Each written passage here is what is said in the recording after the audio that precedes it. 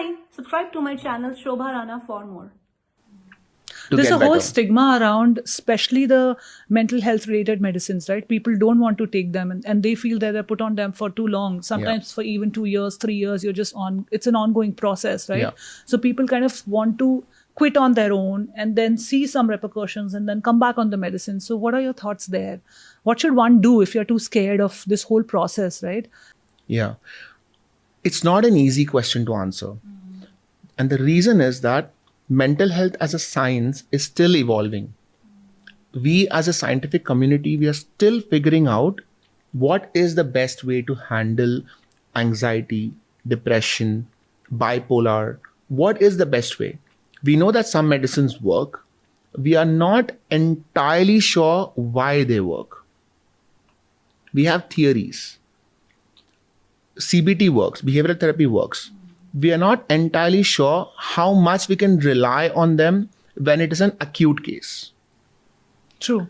And so because there is so much of subjectivity here, literally every person is a unique case.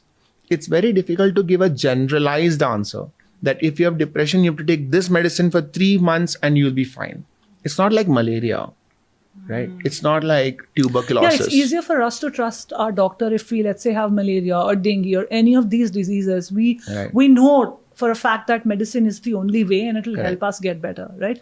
But we have a resistance when it comes to the mental health disorder because it's not so much in your face like that. Maybe it's not seen or maybe not tangible in the early stages of it. So there's a lot of stigma there for sure. Absolutely, because we always distrust what we don't see. And because, say, for example, anxiety is on a spectrum. If you're talking of malaria, nobody has a little bit of malaria. So either you have it or you don't. But all mental health issues lie on a spectrum. So we have all felt anxious. That is not a problem. Anxiety, feeling anxious is a part of life. Feeling sad is a part of life. Anxiety disorder is not. Depression is not. So this understanding takes nuance. We need to be taught that it's a spectrum. Till a particular point, it's good, it's normal, it's in fact healthy. But beyond a particular point where it starts interfering with our lives, where we find ourselves unable to eat, unable to talk to other people, unable to do our jobs, that is when it becomes an issue. So we need to have that sort of cognitive level to understand that itna tak theek hai, but iske aage I need to reach out for help. Actually, yeah, because all of these emotions that we negate as negative emotions, let's say anxiety or fear or, any of grief, all of these emotions, I feel that they are very necessary because if you don't have anxiety, how do you perform?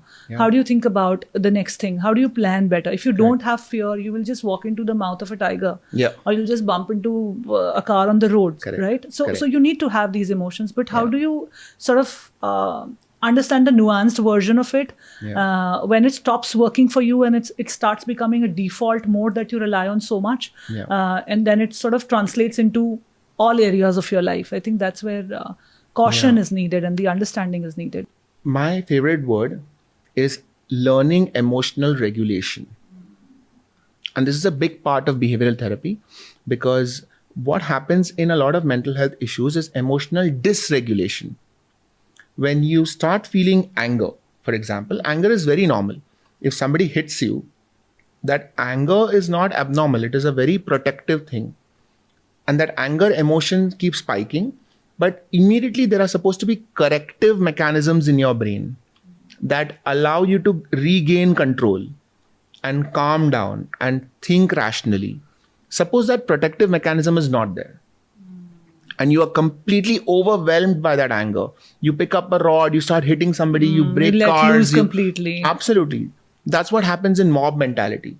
Everybody just collectively loses their protective mechanism. They become complete slaves to that core primitive emotion, right? So emotional dysregulation is the problem, not emotion.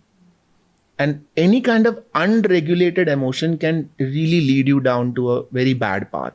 Whether it's anxiety, whether it's sadness, whether it's anger, any kind of emotion, unregulated can take you to trouble.